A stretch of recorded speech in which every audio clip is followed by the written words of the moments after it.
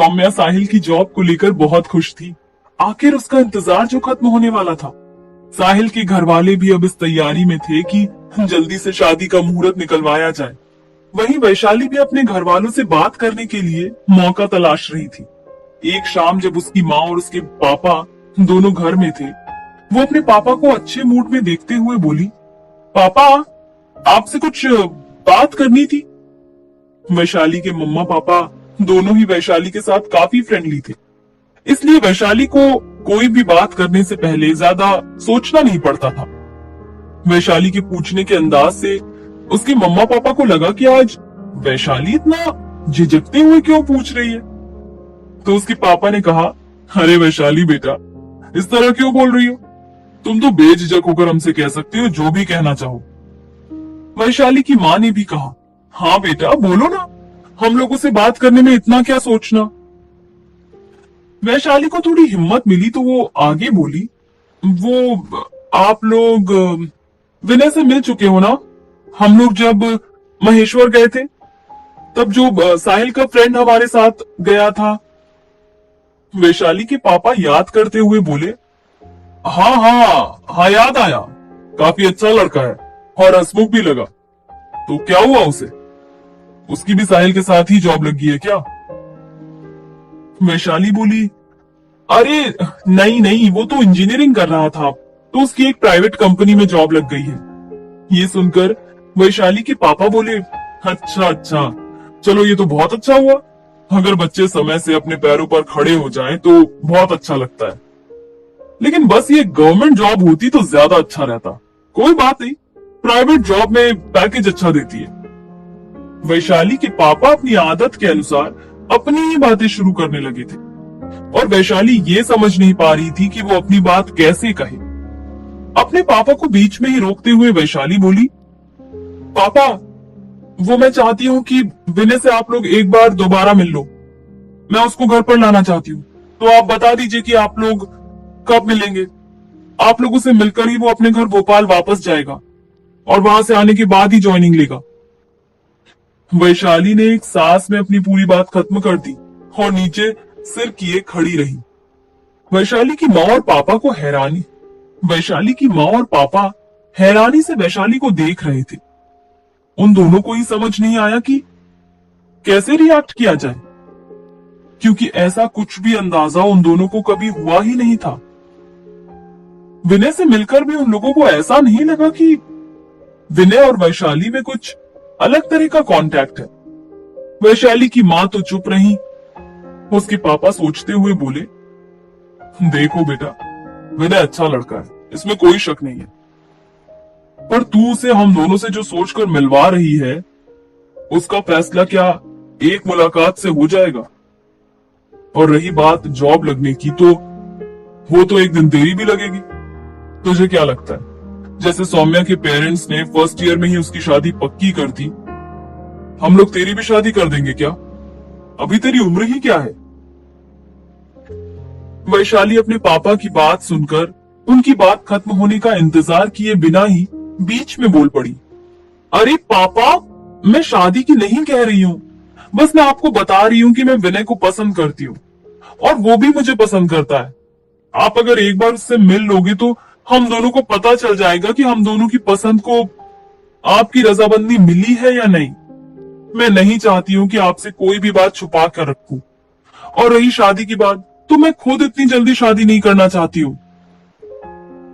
वैशाली की बात सुनकर उसकी माँ बोली, वैशाली बेटा, तू समझ नहीं रही है, ऐसे अचानक एकदम से मिलने से हम लोग कुछ भी कैसे डिसाइड कर सकते हैं?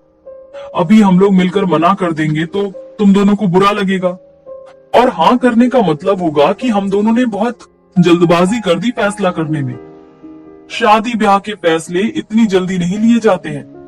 वैसे भी हम लोग चाहते हैं कि तुम्हारे पापा के जो फ्रेंड इंडिया से बाहर रहते हैं, एक बार तुम उनके बेटे से मिल लो। वो लोग इंडिया से बाहर सेटल जरूर हो गए हैं, लेकिन वो लोग चाहते हैं कि उनके बेटे की शादी इंडिया आकर ही करें, और इसलिए हम लोग सोच रहे थे कि तुम्हें एक बार उनकी फैमिली से मिलवाएंगे। लेकिन हमें क्या मालूम था कि तुम इतनी जल्दी किसी को पसंद कर लोगी। हम लोग तो इसी इंतजार में थे कि तुम्हारी एक बार ग्रेजुएशन कंप्लीट हो जाए तब तुमसे इस बारे में बात की जाए। अपनी मां की बात सुनकर वैशाली को बहुत बुरा लगा। वो बोली, मां आप इस तरह मेरे लिए कोई डिसीजन कैसे ले सकती हो? अपनी कही बात पर जब वैशाली का ध्यान गया तो उसने गौर किया कि उसने बहुत बेरुखी भरे अंदाज में अपनी मां से बात की। खुद को संभालते हुए वैशाली बोली, अच्छा ठीक है, आप लोग एक बार विनय से मिल लो। वो आप लोगों से मिलने के लिए ही यहाँ रुका हुआ है। उसके बाद वो अपने घर चला जाएगा। उसके बाद जो भी करना है वो बाद में देखा जाएगा। कहकर वैशाली बिना जवाब का इंतजार किए अपने कमरे में चली गई। वैशाली का मन जिस बात से डर रहा था उसकी जिंदगी में वही मोड़ आने लगा था। उसको हमेशा से यही लगता था कि हर लव स्टोरी साहिल और सौम्या की तरह आसान नहीं होती है। कई बार इंसान अच्छा होते हुए भी परिस्थितियां उतनी अच्छी नहीं होती कि हम जिसे पसंद करें हमेशा उसके साथ रह सके। वही वैशाली की लाइफ में भी होने लगा था। लेकिन इन सारी बातों के बावजूद वैशाली को थोड़ी सी उम्मीद इस बात की भी थी कि शायद विनय से मिलकर उसके माँ पापा को यह एहसास हो जाए कि विनय वैशाली को कितना पसंद करता है और वो वैशाली की खुशी के लिए कुछ भी करने को तैयार है। वैशाली अपने लिए जो फीलिंग विनय की आंखों में देखती थी उससे उसका भरोसा विनय पर दिनों दिन बढ़ता गया। यही भरोसा वो अपने पेरेंट्स के मन में भी जगाना चाहती थी। बस उसी एक उम्मीद पर वैशाली ने अपने पेरेंट्स को विनय से मिलने के लिए मना लिया था।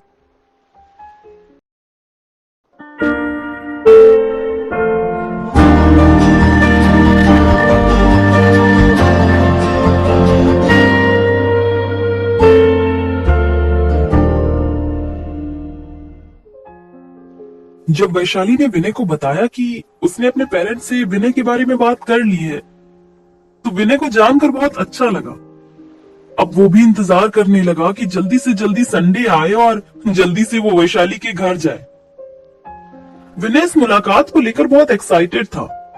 उसे पूरा यकीन था कि एक बार उससे मिलने के बाद वैशाली के पेरेंट्स तो राजी हो ही जाएंगे। वैसे भी जब वो पहली बार वैशाली के घर वालों से मिला था तो सबने उसे पसंद ही किया था। बस इसलिए विनय के दिमाग में अभी तक यही था कि वैशाली के घर वाले तो उसको पसंद करते हैं। अब वैशाली और विनय बस संडे के इंतजार में थे। इधर जब साहिल ने अपने घर पर और सौम्या के घर वालों को अपनी जॉब के बारे में बताया तो सब लोगों ने उससे यही पूछा कि कौन सी जॉब है, कितनी सैलरी है और कहाँ पोस्टिंग होगी। साहिल सब कुछ सच सच बता देना चाहता था, मगर ज्वाइनिंग से पहले दी गई शर्त के हिसाब से उसे अभी चुप रहना था। इसलिए उसने सबको यही बता दिया कि उसकी जॉब एक बैंक में लगी है और जहां तक हो सके उसकी पोस्टिंग दिल्ली होगी। ये बात सुनकर ऋतु को तो सबसे खुशी हुई क्योंकि अब उसे दिल्ली जाने का मौका मिल गया था। उसने साहिल से अपनी कोचिंग के लिए भी बात कर ली और बोली, भैया अगर आपकी जॉब दिल्ली में लग रही है तो आप प्लीज मुझे भी अपने साथ ले चलना, क्योंकि मैं नीट के एग्जाम के लिए वहीं रहकर प्रिपरेशन करना चाहती हूँ। निखिल से जब मेरी बात हुई थी तब उसने भी मुझे यही बताया था कि वहां रहकर मैं ज्यादा अच्छे से पढ़ाई कर सकती हूँ। वहां काफी सारी कोचिंग है जो सिलेक्शन की गारंटी तक लेती है और फिर निखिल भी वही है, उससे भी मुझे काफी हेल्प मिल जाएगी। साहिल को लगा कि अब जब उसकी जॉब लग गई है तो वो अपनी बहनों की थोड़ी जिम्मेदारी तो ले ही सकता है। ये सोचकर उसने तुरंत ऋतु को हाँ कह दिया। अब तो ऋतु की खुशी का ठिकाना ही नहीं था। ऋतु का सिर्फ और सिर्फ एक ही सपना था कि वो एक दिन डॉक्टर बने और वो इस सपने को हकीकत में बदलने के लिए एक कदम आगे बढ़ गई थी। साहिल की जॉब के बाद अब सब घर वालों के सामने बस एक ही काम था, साहिल और सौम्या की शादी करवाना। उन लोगों ने फटाफट पंडित जी से बात करके मुहूर्त निकलवाया। पंडित जी ने बताया कि इस साल तो 2 ही मुहूर्त हैं, एक आने वाले अगले महीने में और एक सर्दियों में। वैसे तो सब लोगों को शादी की जल्दी थी, लेकिन 1 महीने में सारी तैयारियां कर पाना थोड़ा मुश्किल था। इसलिए दोनों के घर वालों ने दिसंबर में शादी रखने की बात कही और साहिल से इस बारे में पूछा गया तो साहिल ने भी यही कहा कि अभी उसको भी नई ज्वाइनिंग मिलेगी और फिर कितने महीनों की ट्रेनिंग होगी, क्या होगा, शादी के लिए समय नहीं निकाल पाएगा। ये सोचते हुए साहिल ने भी दिसंबर के लिए ही हाँ कहा। साहिल नहीं चाहता था कि शादी करके वो तुरंत ट्रेनिंग पर चला जाए और सौम्या अकेली रहे। इसलिए सब लोगों से सलाह मशवरा करने के बाद दिसंबर की डेट फाइनल कर ली गई। सौम्या को भी यही लगा, क्योंकि वह भी शादी के बाद अकेले नहीं रहना चाहती थी। इसलिए सौम्या और साहिल दोनों यही सोच रहे थे कि तब तक साहिल की ट्रेनिंग भी कंप्लीट हो जाएगी, तो आराम से सौम्या साहिल के साथ रहेगी। लेकिन सौम्या को थोड़ी सी टेंशन अपने थर्ड सेमेस्टर के एग्जाम से थी, जो कि दिसंबर के महीने में ही होनी थी। उसने साहिल से कहा भी कि कहीं ऐसा ना हो कि शादी मेरे सेमेस्टर एग्जाम के बीच में ही पड़ जाए, फिर तो ना पढ़ाई हो पाएगी और ना एग्जाम। साहिल सौम्या की इस कल्पना पर बोला, तुम इतना मत सोचा करो, पहले भी तुमने जब मेरे इंटरव्यू के लिए ये कहा था तो बिल्कुल वैसा ही हुआ। अब अगर दोबारा ऐसा हुआ तो तुम्हें भी भाग भाग कर एग्जाम देने जाना पड़ेगा। कहकर साहिल हंसने लगा। सौम्या बोली, नहीं, मैं भाग कर क्यों जाऊंगी, फिर तुम मुझे लेकर जाओगे। और खुद ही सोचते हुए आगे बोली, चलो अब देखा जाएगा, जो भी होगा, एग्जाम तो देना ही देना है, जैसा भी हो। फिर जहां साहिल और सौम्या अपनी शादी की प्लानिंग में लगे थे, वहीं वैशाली को टेंशन थी विनय की वैशाली के पेरेंट्स से होने वाली मुलाकात की। जब संडे आया तो विनय लंच पर वैशाली के घर पहुंचा। वैशाली के पेरेंट्स विनय से बहुत अच्छे से मिले, खूब सारी बातें की, साथ में खाना भी खाया। लेकिन वैशाली और विनय के रिलेशन को लेकर कोई खास बात नहीं की। जब विनय के वापस आने का टाइम हुआ तो वैशाली और विनय दोनों के ही मन में ये असमंजस थी कि आखिर वैशाली के पेरेंट्स का इन दोनों के रिलेशन को लेकर क्या नजरिया है, क्योंकि वैशाली के माँ पापा ने इस तरह की कोई बात नहीं की थी। विनय तो वैसे भी बोलने में माहिर था, तो उसने बिना कुछ भी संकोच किए सीधे सीधे वैशाली के पापा से पूछ लिया, अंकल मुझे आप लोगों से मिलकर बहुत अच्छा लगा, बिल्कुल ऐसा जैसे कि मैं अपने पेरेंट्स के साथ हूँ। मुझे उम्मीद है कि आपका ये प्यार और स्नेह मुझे हमेशा मिलता रहेगा। वैसे वैशाली ने आपको मेरे बारे में सब कुछ बता ही दिया है, फिर भी मैं एक बार आपके विचार जानना चाहता हूँ कि आप मेरे और वैशाली के बारे में क्या सोचते हैं। अगर आप लोग कहें तो मैं अपने पेरेंट्स को सब कुछ बताकर आपसे मिलवाने भी ले आऊंगा। विनय की बात सुनकर साहिल के पापा मम्मी एक दूसरे की तरफ देखकर विनय से बोले, बेटा तुम एक अच्छे इंसान हो, इसमें कोई शक नहीं है, लेकिन वैशाली हमारी इकलौती बेटी है, और फिर जैसे जैसे बेटी बड़ी होती है तो हर माँ बाप के सपने भी उसके साथ साथ बढ़ने लगते हैं कि हम अपनी बेटी की शादी ऐसे करेंगे, वैसे करेंगे, ऐसा घर होगा, ऐसा लड़का होगा। जब हम अपने सपनों के बारे में सोचते हैं तो तुम वहां फिट नहीं होते। हम लोग वैशाली की शादी ऐसे घर में करना चाहते हैं जहां वैशाली को खूब ऐशो आराम मिले। केवल प्यार और अच्छाई से तो जिंदगी कटती नहीं है। एक बेहतर लाइफस्टाइल के लिए जो सबसे जरूरी चीज है वो रुपया पैसा है। वैशाली ने बहुत जिद की, इसलिए हम लोग तुमसे मिलने के लिए तैयार हो गए, और हमें तुम्हारी और वैशाली की दोस्ती पर भी कोई एतराज नहीं है। पर अभी हम लोग तुम दोनों के भविष्य को लेकर तुम्हें कोई झूठे सपने नहीं दिखाना चाहते। अपने पापा की बातें सुनकर वैशाली परेशान हो उठी। विनय ने उसकी तरफ देखकर आंखों से शांत रहने का इशारा दिया और वैशाली के पापा को समझाने की कोशिश करने लगा। क्या विनय वैशाली के घर वालों को तैयार कर पाएगा? जानने के लिए सुनते रहिए अजनबी सा इश्क का अगला एपिसोड, सिर्फ और सिर्फ पॉकेट एफएम पर।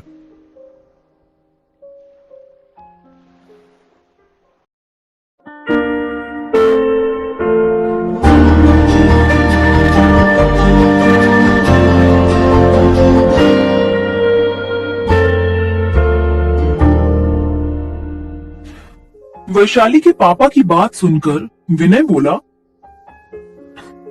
अंकल आपका सोचना भी सही है। हर कोई अपने बच्चों के लिए एक बेहतर भविष्य की इच्छा ही रखता है, लेकिन हर बार केवल रुपयों से खुशियां खरीद ली जाएं, ऐसा भी नहीं होता। और रही बात वैशाली की, तो इतना तो मैं उसे समझता ही हूं कि उसके जीवन में खुशियां ला सकूं। फिर भी मैं आपसे कोई जबरदस्ती नहीं करूंगा। अभी तो वैशाली के पास भी बहुत समय है। उसे पढ़ाई पूरी करके अपनी लाइफ में बहुत कुछ करना है।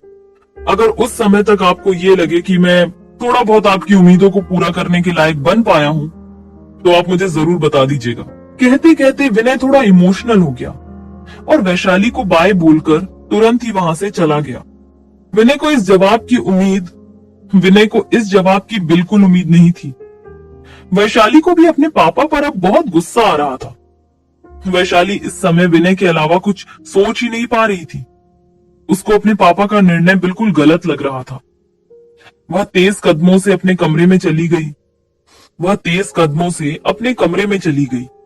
वैशाली के मम्मी पापा वहीं खड़े रहे और एक दूसरे को देखकर सोचने लगे कि बच्चे जब बड़े हो जाते हैं तो ऐसी परिस्थितियों का भी सामना करना पड़ता है।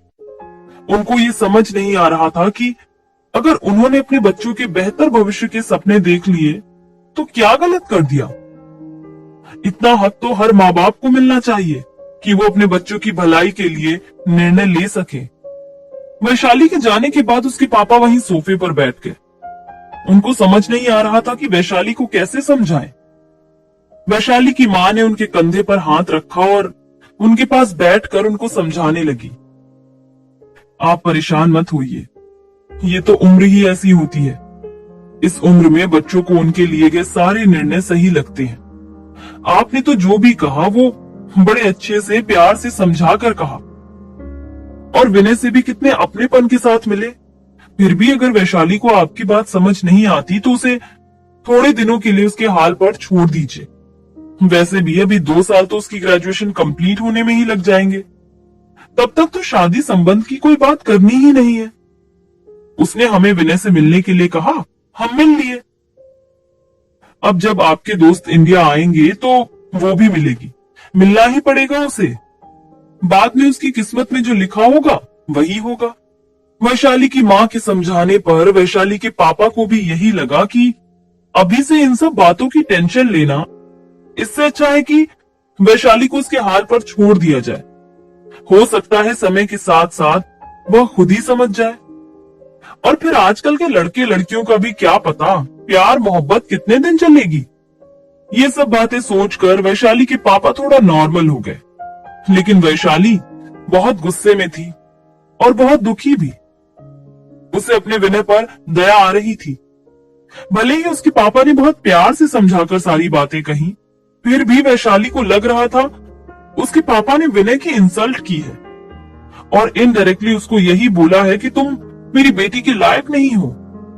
गुस्से और दुख से भरी वैशाली को कुछ समझ नहीं आ रहा था कि वो क्या करे। उसने विनय को फोन लगाया और उसके दिल का हाल जानने की कोशिश की। बहुत देर तक रिंग जाती रही पर विनय ने कॉल रिसीव नहीं किया। ये देखकर वैशाली को लगने भी लगा कि विनय भी उसकी तरह बहुत परेशान होगा। अब वैशाली को रोना आ रहा था। इस समय वैशाली अपने मन का हाल किसी के साथ बांट लेना चाहती थी। थोड़ी देर ऐसे ही सोचते हुए वैशाली को सौम्या का ख्याल आया। उसने सौम्या को सब कुछ बताने के लिए कॉल किया। जब सौम्या ने फोन रिसीव कर लिया तो वैशाली ने आज पूरे दिन भर की बातें सौम्या को बताई। सुनकर सौम्या को भी अच्छा नहीं लगा, लेकिन फिर भी सौम्या नहीं चाहती थी कि वैशाली इस तरह परेशान रहे और अपने घर वालों से नाराज होकर बैठी रहे। इसलिए सौम्या वैशाली को समझाते हुए बोली, देख वैशाली, जो हुआ वो अच्छा तो नहीं हुआ। मुझे भी विनय पर दया आ रही है। बेचारा कितने अरमान लेकर तुम्हारे घर वालों से मिलने आया होगा। लेकिन अगर दूसरी तरफ से सोचा जाए तो अंकल आंटी की भी गलती नहीं है।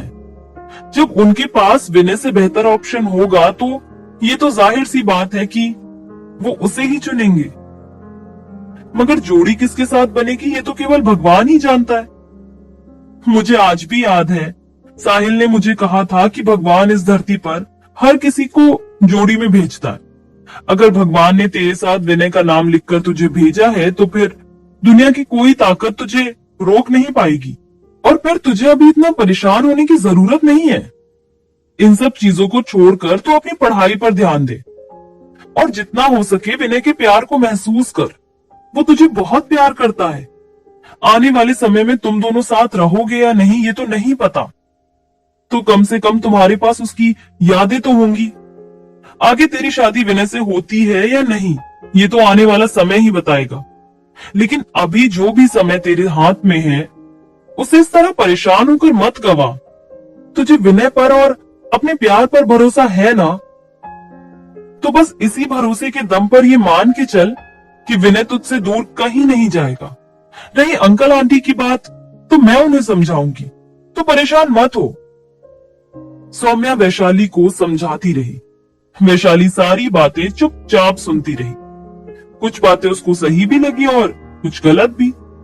वैसे भी जब कोई प्यार में होता है तो उसे केवल अपना प्यार सही लगता है और बाकी सारी दुनिया गलत लगने लगती है। खासकर जो प्यार को समझ ना पाए, वो तो दुश्मन लगने लगता है। वैशाली का भी यही हाल हुआ जा रहा था। इस समय उसको विनय से ज्यादा कोई अपना नहीं लग रहा था। उसे विनय की फिक्र होने लगी।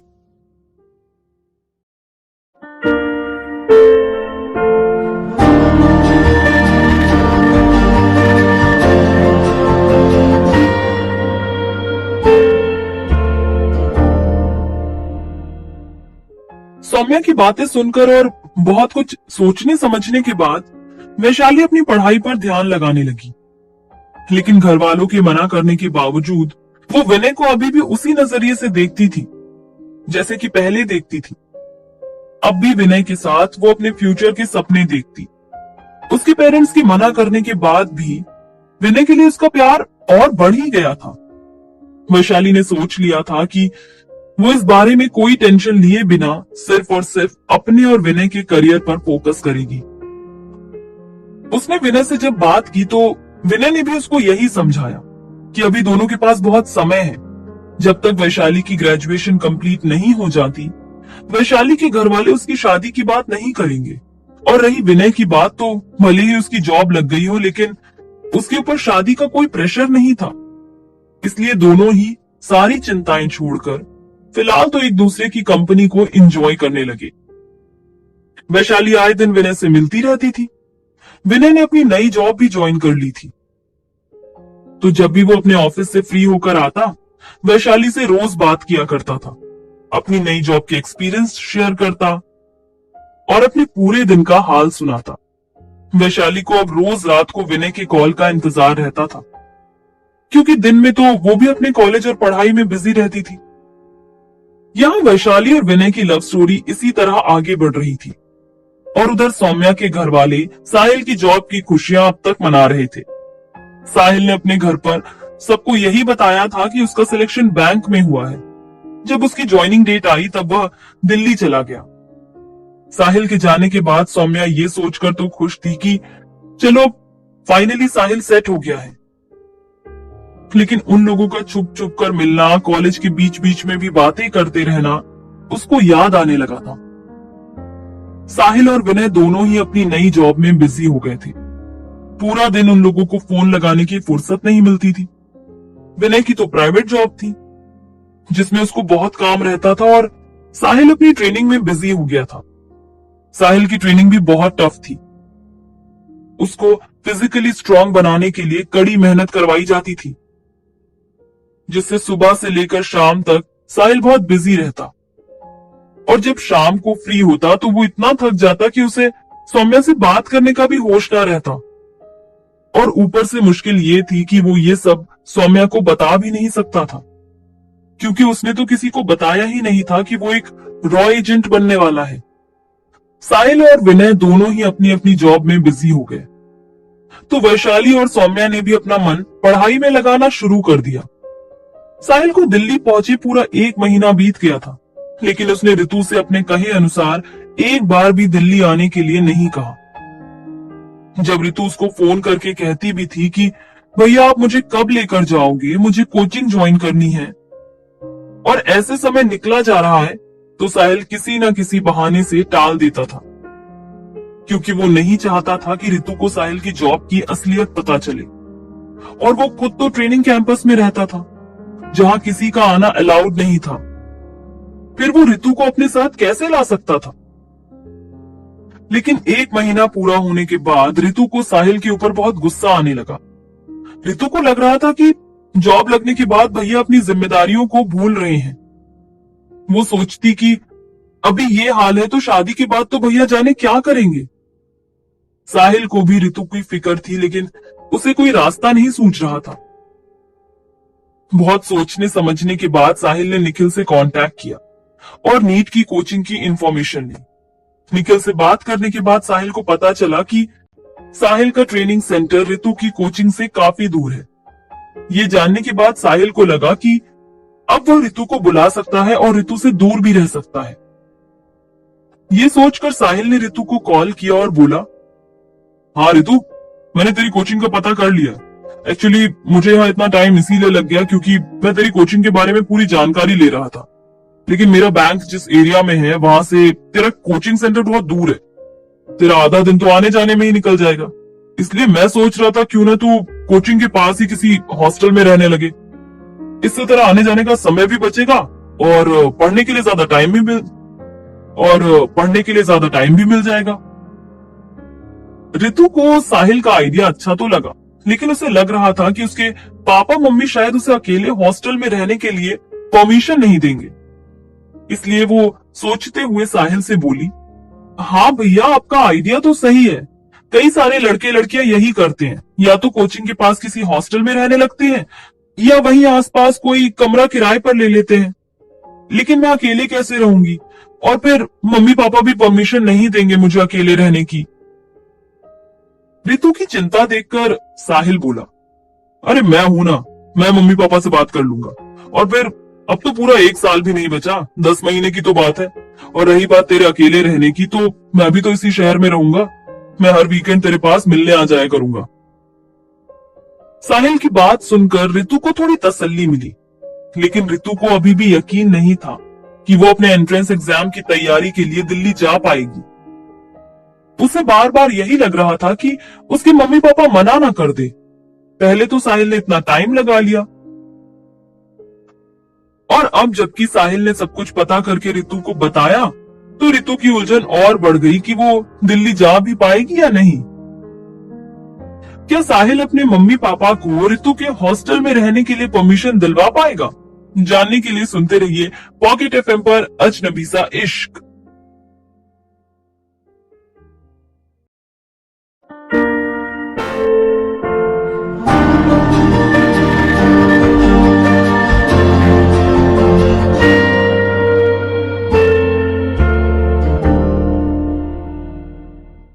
जब साहिल ने अपने मम्मी पापा से ऋतु के हॉस्टल में रहने की बात की, तो पहले तो उन लोगों को अच्छा नहीं लगा। उन दोनों को यही लग रहा था कि साहिल के बाहर रहते हुए अगर ऋतु को हॉस्टल में रहना पड़े तो साहिल की जॉब लगने का भी क्या फायदा। लेकिन साहिल के बहुत समझाने के बाद उन दोनों को साहिल की स्थिति समझ में आई, और साहिल की बातों से उसके पेरेंट्स को यकीन हो गया कि साहिल के साथ रहने से ऋतु को आने जाने में बहुत समय लगेगा। लेकिन ऋतु की जिद के कारण उसके पेरेंट्स मना भी नहीं कर सके, और बेमन से उन्होंने ऋतु को दिल्ली जाने की परमिशन दे दी। अपने मम्मी पापा से रजामंदी मिलने के बाद साहिल ने ऋतु से कहा, अच्छा ऋतु सुन, मम्मी पापा से तो मेरी बात हो गई है, अब वे दोनों भी तैयार हैं, पर तुझे बहुत ध्यान से यहाँ रहना पड़ेगा। देख, दिल्ली का माहौल बहुत ज्यादा सेफ नहीं है, और ऊपर से मैं भी हर समय तेरे साथ नहीं रहूंगा, इसलिए तू प्रॉमिस कर कि फालतू कहीं घूमेगी नहीं और केवल अपनी पढ़ाई पर ही ध्यान देगी। ऋतु खुश होकर बोली, अरे भैया, आप मेरे ऊपर पूरा भरोसा रख सकते हो। मेरा केवल एक ही ड्रीम है कि मैं एक दिन डॉक्टर बनूं, और उसके लिए मुझे जो भी करना पड़े मैं करने को तैयार हूं। ऋतु की खुशी और उत्साह देखकर साहिल को बहुत अच्छा लगा। साहिल उसे समझाकर बोला, अच्छा ठीक है, फिर मैं अगले वीक में आऊंगा और तुझे वहां से अपने साथ ही ले आऊंगा। तब तक तू अपनी पैकिंग वगैरह कर लेना, क्योंकि हाल फिलहाल तो तुझे भी वापस घर जाने का मौका नहीं मिलेगा। यहाँ कोचिंग तो पहले से ही शुरू हो चुकी है, तो तेरा भी थोड़ा कोर्स तो छूट गया होगा, इसलिए आकर अभी तुझे वो भी कवर करना है। ऋतु ने जवाब दिया, जी भैया, मैं अपनी पैकिंग वगैरह करके तैयार रहूंगी, आप अगले वीक में आ जाना। और फिर बाय बोलकर ऋतु ने फोन रख दिया। फोन रखने के बाद ऋतु खुशी से उछल पड़ी। ऋतु आज बहुत ज्यादा खुश थी। उसे लग रहा था कि वो साहिल को कितना गलत समझने लगी थी, बल्कि साहिल तो केवल उसी के बारे में फिक्र कर रहा था। अब तो बस इंतजार था आने वाले वीकेंड का, जब साहिल उसे लेने आने वाला था अगले दिन रितु ने ये खुशखबरी सौम्या को सुनाने के लिए सौम्या को फोन लगाया और बोली, अरे भाभी, वैसे तो भैया ने आपको बता ही दिया होगा, लेकिन फिर भी मैं आपको ये खुशखबरी खुद देना चाह रही थी, इसलिए आपको फोन किया है। रितु की बात सुनकर सौम्या हैरान हो गई। सौम्या को लगा कि शायद सौम्या और साहिल से संबंधित कोई बात है। वो खुशी और आश्चर्य से बोली, अच्छा, क्या बात है? तेरे भैया से तो मेरी बात नहीं हुई अभी हाल फिलहाल, उनको टाइम नहीं मिलता है। रितु बोली, अरे मैं भी दिल्ली जा रही हूँ ना। हाँ, पर मैं भैया के साथ नहीं रहूंगी, मैं तो अपनी कोचिंग के पास किसी हॉस्टल में रहूंगी। मुझे लगा कि भैया ने आपको बता दिया होगा। सौम्या ने कहा, नहीं नहीं, मेरी साहिल से बात नहीं हो पाई है, अभी वो ट्रेनिंग में कुछ ज्यादा ही बिजी है। हाँ, रात में जब कभी बात होती है, लेकिन कल तो बात ही नहीं हुई थी, इसलिए शायद साहिल मुझे बता नहीं पाए। सौम्या रितु को ये जवाब तो दिए जा रही थी, लेकिन मन ही मन उसे थोड़ा बुरा भी लगा कि अपनी हर बात शेयर करने वाला साहिल अब इतना बिजी हो गया है। कोई भी डिसीजन लेने से पहले पूछना तो दूर, डिसीजन लेने के बाद बताना भी जरूरी नहीं समझा।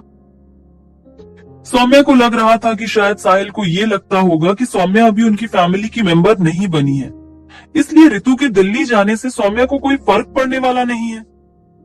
फिर सौम्या के मन में ये भी आने लगा कि चलो मान लिया कि रितु के जाने ना जाने से उसे क्या फर्क पड़ेगा, लेकिन कम से कम साहिल उसे एक बार बता तो सकता था।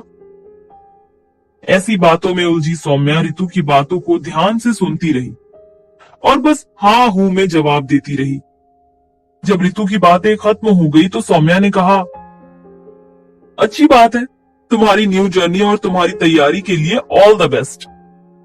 और फिर मुस्कुराकर बाय कहते हुए सौम्या ने फोन रख दिया। लेकिन सौम्या का मूड बहुत खराब सा हो गया था। वो अपनी भाभी के पास गई और साहिल की शिकायत करते हुए बोली, भाभी, आप ना बिल्कुल सही कहती थी कि शादी होने के बाद लड़के बदलने लगते हैं। सौम्या का उतरा हुआ मुंह देखकर उसकी भाभी ने मुस्कुराकर पूछा, अरे तुझे क्या हुआ?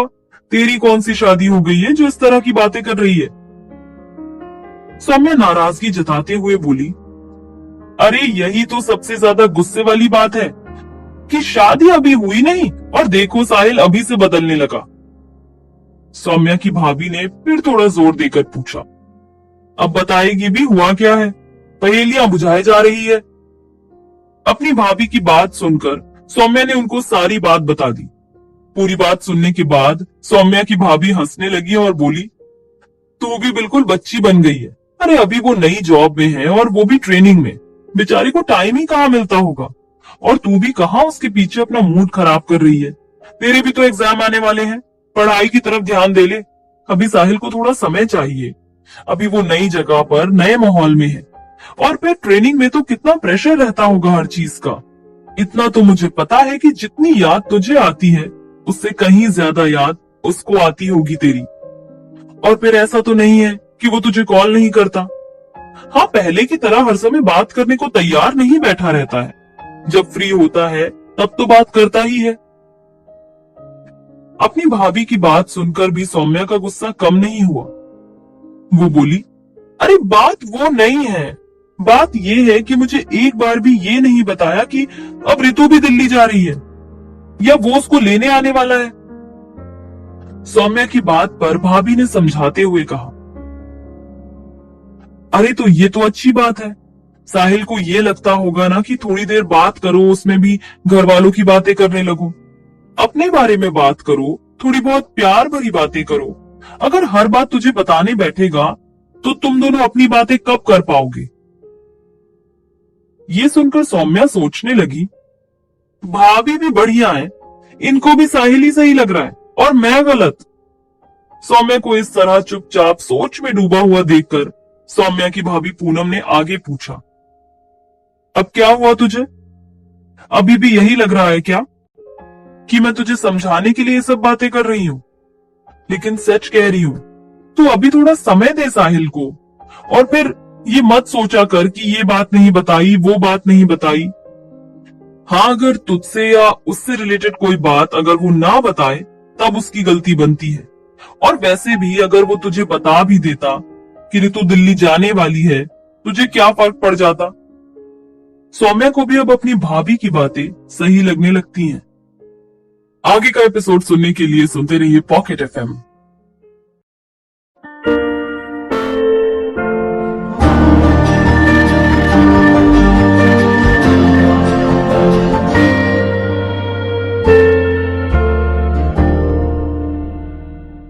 अपनी भाभी की बातों को सुनकर सौम्या का मूड थोड़ा ठीक हुआ, तो वो कहने लगी, हाँ भाभी, आपकी कुछ बातें तो मुझे सही लग रही हैं, पर क्या करूं, मुझे पता है कि मेरे एग्जाम की डेट आ गई है और मुझे अभी पढ़ाई करनी चाहिए, लेकिन साहिल की इतनी याद आती है और जब उससे बात नहीं हो पाती तो मुझे बुरा लगने लगता है।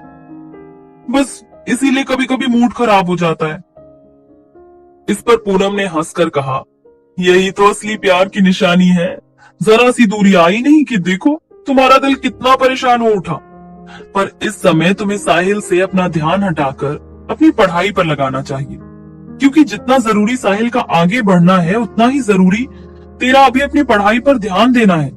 अगर अभी पढ़ाई से मन हटा लेगी तो ग्रेजुएशन कैसे कंप्लीट कर पाएगी। इसलिए सब कुछ छोड़कर सिर्फ और सिर्फ अपनी पढ़ाई पर ध्यान दे। और जब तुझे लगे कि तू परेशान हो रही है तो मुझसे या फिर वैशाली से बात कर लिया कर। वैशाली का नाम सुनकर सौम्या बोली, वैशाली से तो मेरी ज्यादा बात ही नहीं हो पाती है, कॉलेज जाना घर आना, वही बस जितनी बात हो पाती है उतनी हो जाती है। उसमें भी वो सारा टाइम विनय की बातें करती रहती है। सुनकर पूनम को हंसी आ गई। वो बोली, इसमें क्या बात है, तू भी तो पहले साहिल की बातें किया करती थी। और वैशाली विनय का तो ये भी नहीं पता कि वो दोनों आगे कब तक साथ रहे। अच्छा ये सब बातें छोड़, ये बता विनय की जॉब कैसी चल रही है। वो रोज बातें कर पाता है वैशाली से? उसकी भी तो अभी नई नई जॉब लगी है। पूनम की बात पर सौम्या ने जवाब दिया, हाँ भाभी, विनय तो रोज रात को सोने से पहले वैशाली से बात जरूर करता है, चाहे जितना भी टाइम हो जाए। साहिल की तरह थोड़ी ना है कि आया और बेहोश होकर सो गया।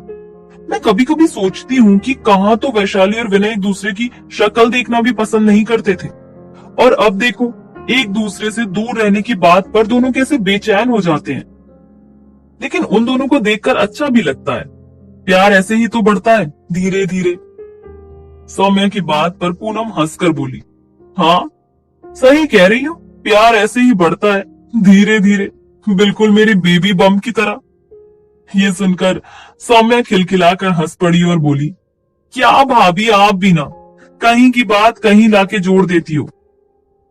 वैसे ये अच्छी बात है कि आप हमेशा खुश रहती हो। इन दिनों में सब कहते हैं कि जितना हो सके मन को अच्छा रखना चाहिए, तो आने वाला बच्चा भी अच्छा ही होता है। सौम्या की बात सुनकर पूनम ने सौम्या के गाल पर प्यार से हाथ रखा और बोली, मैं भला खुश क्यों ना रहूंगी, इतनी केयर करने वाली फैमिली जो मिली है।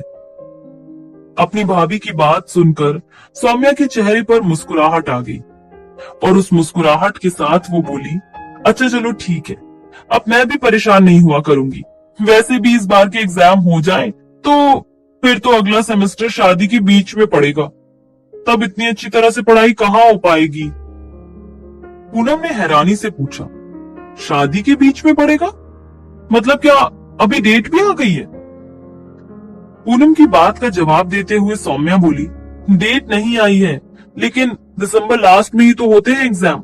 याद करो लास्ट ईयर भी दिसंबर लास्ट में ही हुए थे, और तभी शादी पड़ेगी तो शादी की तैयारियों में इतना समय चला जाएगा कि अपने एग्जाम पर कहाँ फोकस कर पाऊंगी। इसलिए ये वाले एग्जाम अच्छे से कर लेती हूँ तो पूरे ईयर का परसेंटेज बैलेंस में रहेगा। सौम्या की भाभी ने मुस्कुरा कर कहा, अब सही सोच रही है तू, ऐसे ही अपनी पढ़ाई को आगे रख कर सोचा कर, क्योंकि सबसे जरूरी चीज तेरे लिए अभी वही है।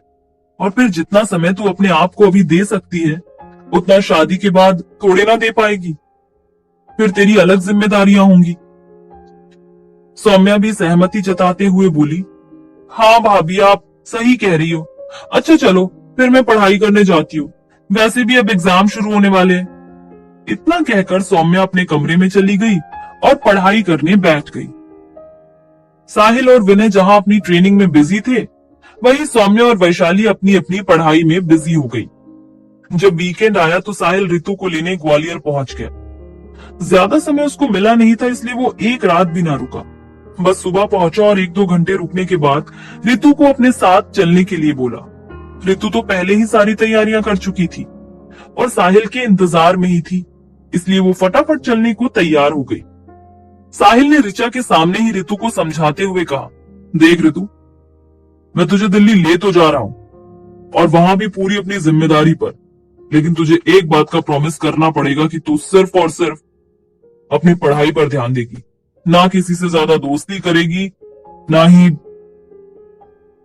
कहते कहते साहिल ऋचा की तरफ देखने लगा और अपनी बात पूरी करते हुए बोला, बॉयफ्रेंड बनाएगी, क्योंकि अगर तू एक बार इन सब चक्करों में पड़ गई तो तेरा ध्यान पढ़ाई से हट जाएगा। साहिल ने ये बात ऋचा की तरफ देखकर बोली तो ऋचा को अपने मन में बड़ा बुरा लगा। वो समझ गई कि साहिल उसे अमान के लिए अब भी गलत समझता है। ऋचा साहिल से कह देना चाहती थी कि वो अब अमान से दूर हो गई है और केवल एक सिंपल क्लासमेट की तरह ही उसे ट्रीट करती है, लेकिन ऋचा नजरें झुकाकर चुपचाप साहिल की सारी बातें सुनती रही जो वो रितु से कह रहा था।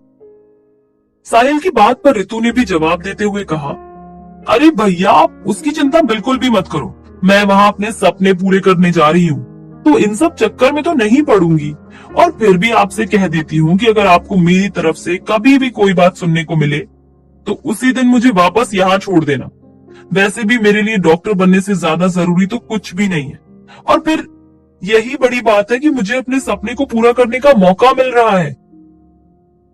साहिल ने रितु की बातें सुनकर तसल्ली से कहा, चल ठीक है, अगर तू इतना सब समझती है तो फिर कोई बात नहीं, अगर तू अपने सपने पूरे कर पाए तो मुझे भी बहुत खुशी होगी। अपनी बहनों से इस तरह बातें करके और अपने मम्मी पापा से मिलकर साहिल रितु को अपने साथ लेकर वापस दिल्ली के लिए निकल आया। वहां पहुंचकर उसे रितु का एडमिशन भी करवाना था। कोचिंग सेंटर में तो वो पहले ही बात कर चुका था, पर हॉस्टल का रूम वगैरह रितु को ही फाइनल करना था।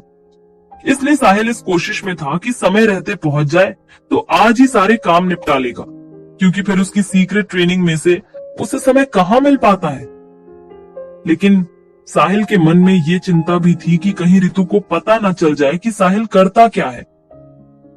उसके डिपार्टमेंट में ये बताने की बिल्कुल परमिशन नहीं थी। अब आगे दिल्ली पहुंचकर क्या रितु साहिल की जॉब की सच्चाई जान लेगी? जानने के लिए सुनते रहिए अजनबी सा इश्क, सिर्फ और सिर्फ पॉकेट एफएम पर।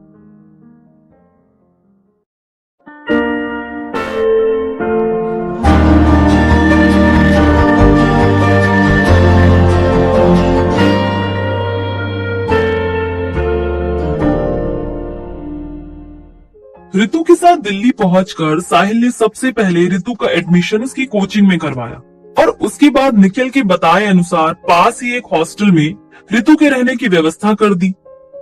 रितु वहां पहुंचने में ऑलरेडी 2 महीने तो लेट हो ही चुकी थी, इसलिए आसपास के ज्यादातर हॉस्टल्स में रूम अवेलेबल ही नहीं थे, और जिस हॉस्टल में रूम मिला वो भी सिंगल रूम ना होकर 2 पार्टनर्स वाला था। मतलब कि जिस रूम में रितु को रहना था उसमें ऑलरेडी 2 लड़कियां रहती थी। रितु को थोड़ा अनकंफर्टेबल तो लगा, लेकिन और कोई रास्ता नहीं था। रितु तो अपने घर में भी अलग रूम में रहकर पढ़ाई करती थी। अब यहाँ एक छोटे से रूम में और 2 लोगों के साथ रहकर पढ़ाई करना कैसे हो पाएगा?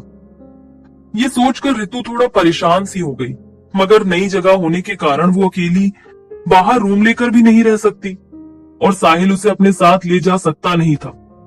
इसलिए थक हार कर उसे उसी हॉस्टल में एडमिशन लेना पड़ा। गर्ल्स हॉस्टल होने की वजह से अंदर बॉयज का जाना अलाउड नहीं था, इसलिए रितु को अकेले ही अंदर आना पड़ा। रितु के चेहरे पर आई परेशानी देखकर साहिल ने रितु से कहा, तुम अंदर जाकर अपना सामान रख लो और अपने पार्टनर से भी मिल लो, मैं यही बैठा हूं, जब तुम्हें सही लगेगा कि तुम यहाँ रुक सकती हो तो मैं चला जाऊंगा। साहिल की बात सुनकर रितु को ठीक लगा। रितु अपना सामान लेकर अपने रूम में जाने लगी। जाते हुए रितु मन ही मन सोच रही थी, पता नहीं वो दोनों लड़कियां कैसी होंगी, कहाँ की होंगी, उनके साथ रह भी पाऊंगी या नहीं। ऐसे ही तमाम तरह के सवाल मन में लिए रितु अपने रूम में पहुंची। वहां पहले से रहने वाली दोनों लड़कियों ने रितु को अच्छे से वेलकम किया। अपना अपना इंट्रोडक्शन दिया। दोनों लड़कियां यूपी से बिलोंग करती थी। एक का नाम था पूजा और एक का प्रिया। उन दोनों को आए हुए लगभग 2 ही महीने हुए थे जब कोचिंग शुरू हुई थी। उन दोनों ने तभी एडमिशन ले लिया था। रितु ने अपना सामान वगैरह सेट कर लिया। उसके बाद बाहर साहिल के पास आई और बोली, भैया ठीक है कमरा तो, मैंने अपना सामान भी सेट कर लिया है। तीनों रूममेट्स के लिए अलग अलग कबर्ड है और स्टडी टेबल और बेड भी अलग है।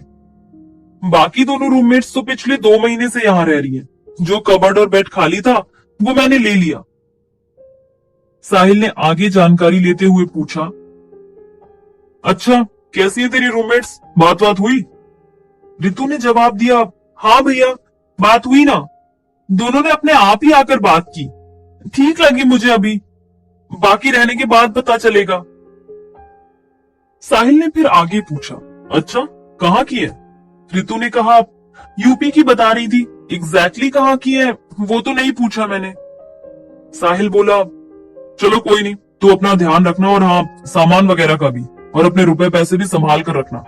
मैं ये नहीं बोल रहा कि तुम्हारी रूममेट गलत हो सकती है, लेकिन फिर भी नई जगह है और ऐसे हॉस्टल में तो आए दिन रुपए पैसे गायब होते रहते हैं, इसलिए तू अपना ध्यान रखना और अपने सामान का भी। और हाँ, हर किसी को रूम में अंदर मत आने देना, केवल अपनी रूममेट्स के साथ ही दोस्ती रखना। बाकी अगर कोई भी प्रॉब्लम हो तो मुझे कॉल कर देना, मोबाइल तो तेरे पास है ही। फिर हंसकर आगे बोला, और हाँ मोबाइल भी संभाल कर रखना। साहिल की बातें सुनकर रितु हंसने लगी और बोली, समझा रहे हो कि डरा रहे हो? साहिल बोला, अरे पागल समझा रहा हूँ, शुरू के 1 महीने थोड़ा ध्यान से रहना, 1 महीने बाद तो तुझे सब कुछ खुद ही समझ में आ जाएगा। पहली बार घर से बाहर निकली है ना, इसलिए तेरी फिक्र हो रही है। अच्छा चल ठीक है, फिर तू जा अपने रूम में, मैं भी निकलता हूँ। कहकर साहिल जाने के लिए खड़ा हुआ। रितु ने पास आकर साहिल का हाथ पकड़कर कहा, थैंक यू सो मच भैया, मेरे लिए इतना सब कुछ करने के लिए। तो साहिल मुस्कुराकर बोला, अच्छा अब मुझे थैंक यू बोलेगी?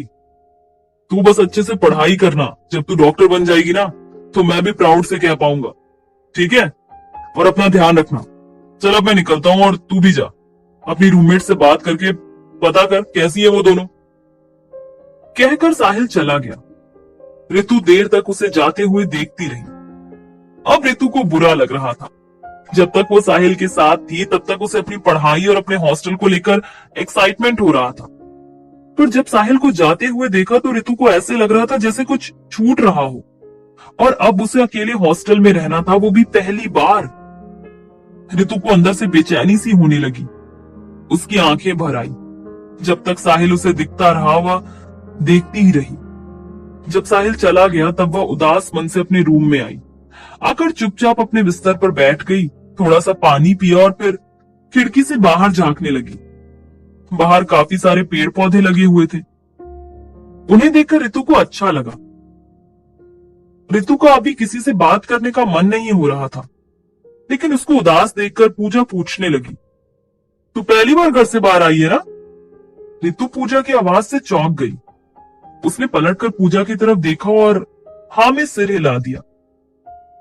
रितु का एक्सप्रेशन देखकर पूजा और प्रिया दोनों एक दूसरे को देखकर हंसने लगी और बोली, जब हम लोग पहली बार आए थे तब हमें भी ऐसा ही लग रहा था। धीरे धीरे तुझे यहाँ रहने की आदत हो जाएगी और फिर यहाँ से कहीं जाने का मन नहीं करेगा। रितु घूमकर पूजा और प्रिया की तरफ अपना फेस करके बैठ गई और पूछने लगी, अच्छा जब से तुम लोग आई हो तब से तुम दोनों एक बार भी अपने घर नहीं गई हो? तो पूजा और प्रिया दोनों एक साथ बोल पड़ी, नहीं। फिर प्रिया ने बात पूरी की, अरे नहीं नहीं, घर जाने का टाइम नहीं है। इस साल में हम दोनों को ही नीट क्लियर ही करनी है और फिर बचपन से लेकर इतने सालों तक घर पर ही तो रह रहे, थोड़ा समय तो अपने लिए भी बनता है ना। रितु को प्रिया की ये बात अच्छी लगी। उसको प्रिया थोड़ी प्रैक्टिकल सी लग रही थी। रितु बोली, हाँ कह तो सही रही हो, लेकिन घर की याद तो आती ही होगी ना। प्रिया खिलखिलाकर हंस पड़ी और बोली, जब इन मोटी मोटी किताबों में ध्यान लग जाएगा ना फिर कुछ और याद आएगा ही नहीं। प्रिया की बात सुनकर पूजा हंसते हुए बोली, यार शुरू शुरू में ही लगता है, फिर उतना नहीं लगता, और अगर ज्यादा बोरियत होने लगे, पढ़ाई के अलावा कुछ करने का मन करे तो किसी अच्छे से लड़के को पटा लेना, एंटरटेनमेंट भी होता रहेगा। पूजा प्रिया ने एक दूसरे को देखकर मुस्कुराना शुरू कर दिया। ऋतु भी उन दोनों की बातें सुनकर मुस्कुराने लगी और अपने मन में सोचने लगी, यार ये दोनों लड़कियां सही हैं। मेरी एज के होने के बावजूद कितनी ज्यादा कॉन्फिडेंट और प्रैक्टिकल सोच रखने वाली है। आगे का एपिसोड सुनने के लिए सुनते रहिए पॉकेट एफएम।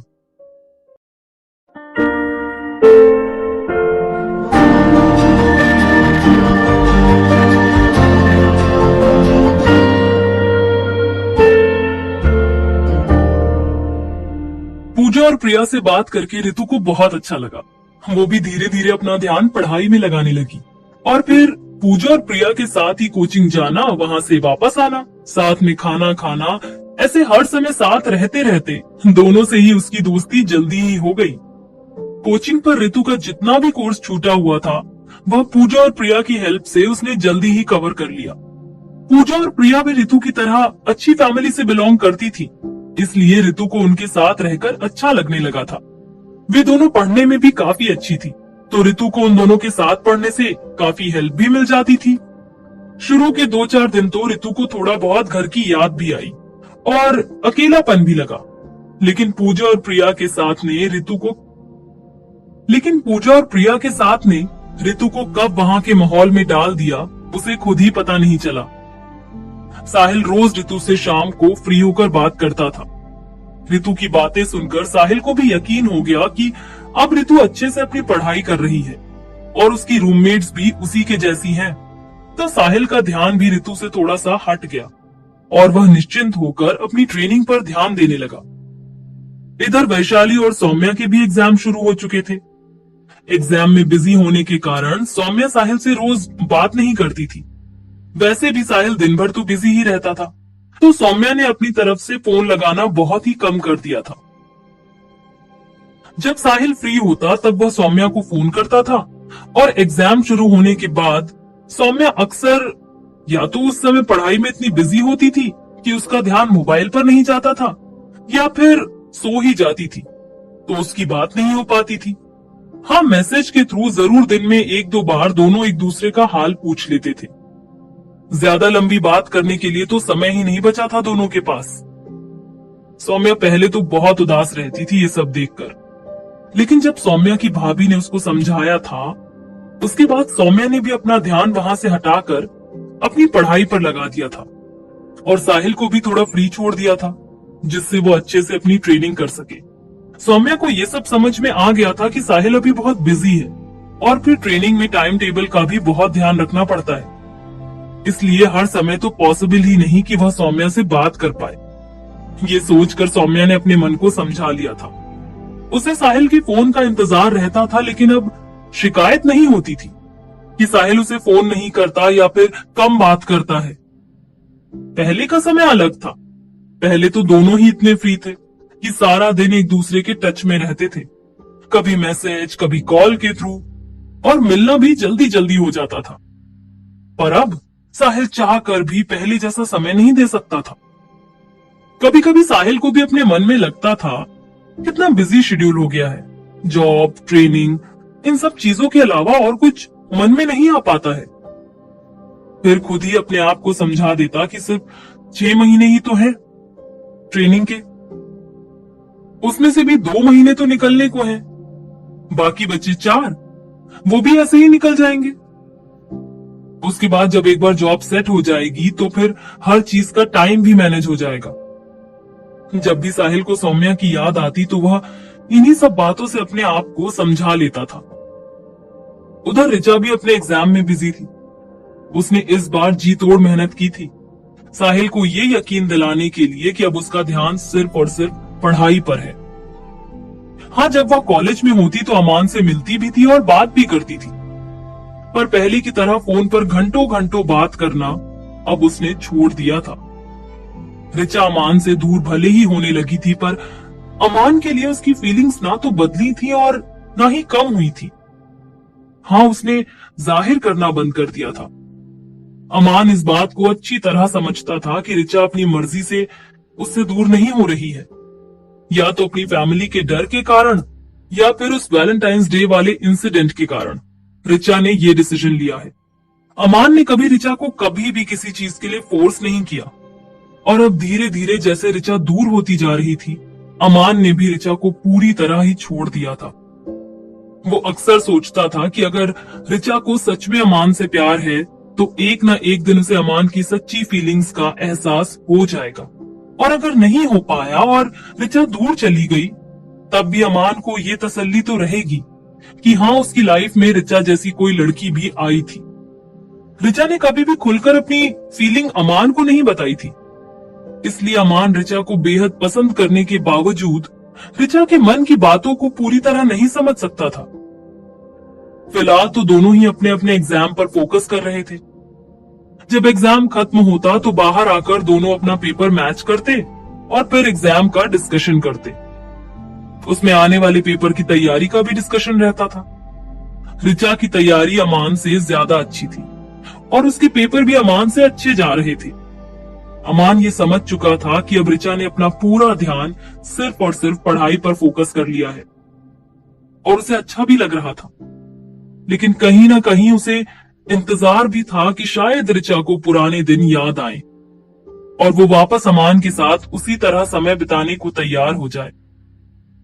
अब आने वाले समय में क्या होना था क्या नहीं, ये तो अमान को भी कहां मालूम था। वो तो बस ऋचा के हिसाब से ही बिहेव करने लगता था। पहले जब ऋचा अक्सर अमान से बातें करती रहती या उसके पास रहना चाहती थी, तब अमान भी पूरी तरह ऋचा से नजदीकियां बढ़ा रहा था। लेकिन अब जब ऋचा के बिहेवियर से अमान को ये लगने लगा था कि ऋचा उससे दूर होना चाहती है, तब भी अमान ने खुशी खुशी ऋचा को ऐसा करने दिया और उसके बिजी होने की या बातें कम करने की कोई वजह ना पूछ वह तो बस इंतजार में था कि कभी तो ऋचा को अमान की फीलिंग की कदर होगी। शायद उस दिन ऋचा ये सोच पाए कि उसे अमान के नजदीक ही रहना है। बस इसी इंतजार में अमान ऋचा से अपनी दोस्ती निभा रहा था। आगे क्या होगा क्या नहीं, ये जानने के लिए सुनते रहिए अजनबी सा इश्क, सिर्फ और सिर्फ पॉकेट एफएम पर।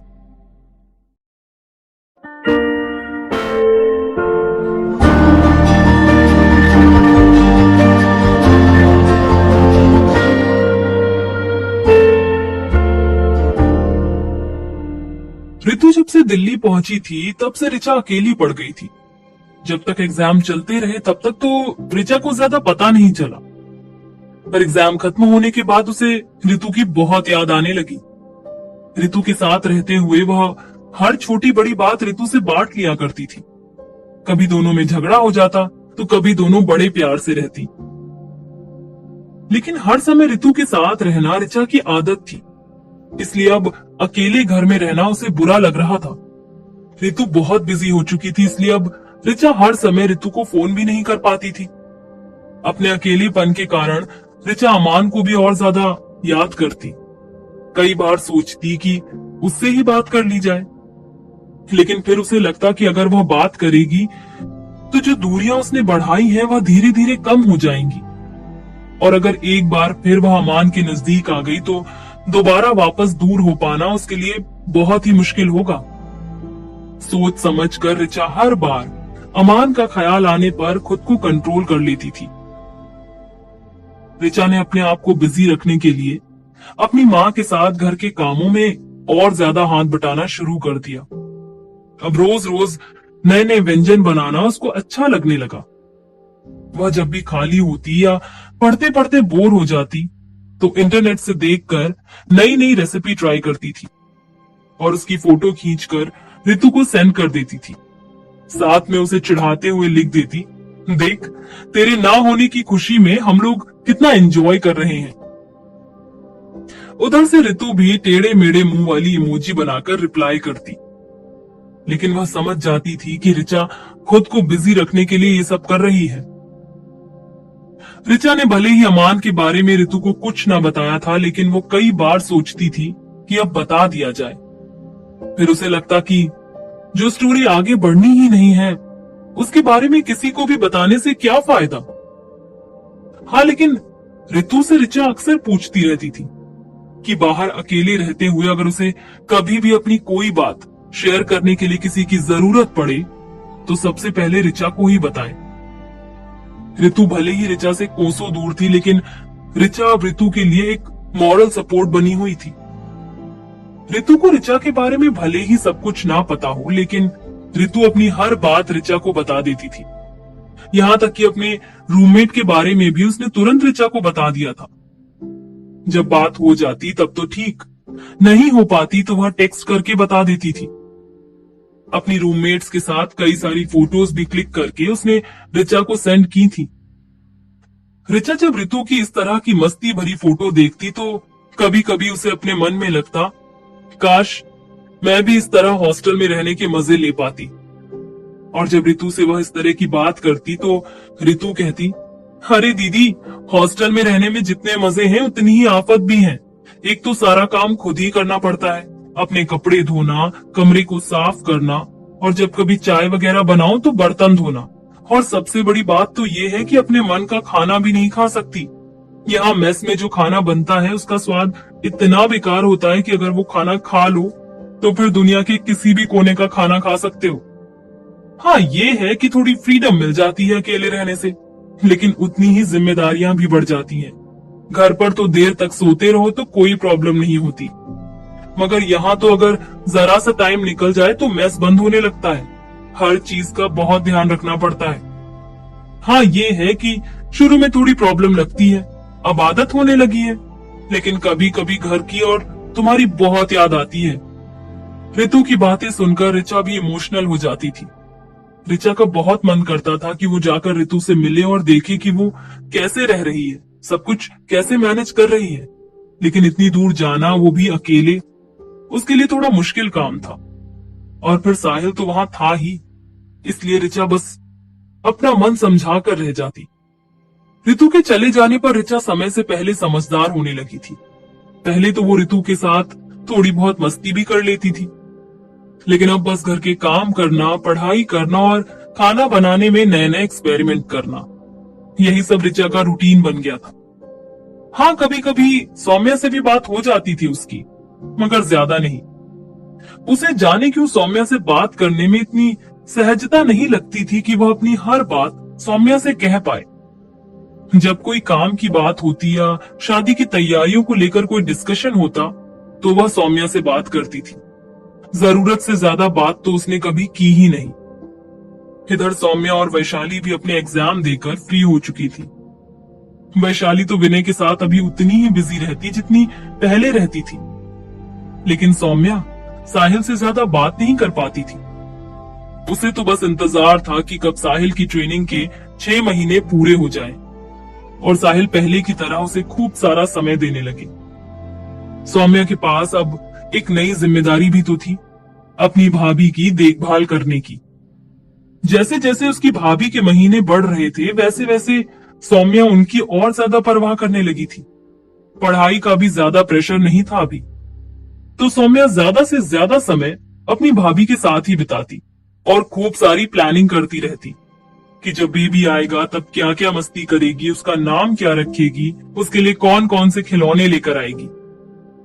सौम्या के भैया तो सुबह ऑफिस चले जाते थे, बस उसकी भाभी और वो घर में रहती और फिर खूब सारी बातें करती और दिन भर यूं ही मस्ती में बिताती। मेड आती और अपने घर के कामों को निपटा कर चली जाती। हालांकि सौम्या को ना तो कुकिंग का बहुत ज्यादा शौक था और ना ही बहुत टेस्टी खाना बनाना आता था, फिर भी वह अपनी भाभी से रोज पूछती कि अगर कुछ अच्छा बनाने का मन हो तो मुझे बता दो, मैं बना दिया करूंगी। और फिर उन्हीं से पूछ पूछ कर बनाकर भी खिलाती। सौम्या की भाभी जब सौम्या को इतनी खुशी से उसके लिए खाना बनाते देखती तो मन ही मन सोचती कि सौम्या के जाने के बाद वह तो कितनी अकेली पड़ जाएंगी। सोचते सोचते कई बार उनकी आंखें भी नम हो जाती थी। उन दोनों ने एक साथ इतना समय बिताया था कि अब अकेले रहना दोनों को ही थोड़ा मुश्किल तो लगता ही। सौम्या को भी कहीं ना कहीं ये बात मन में आती थी, इसलिए जैसे जैसे उसकी शादी के दिन नजदीक आ रहे थे वह अपनी भाभी के साथ ज्यादा से ज्यादा समय बिताने लगी थी। अगले एपिसोड को जानने के लिए सुनते रहिए पॉकेट एफएम पर अजनबी सा इश्क।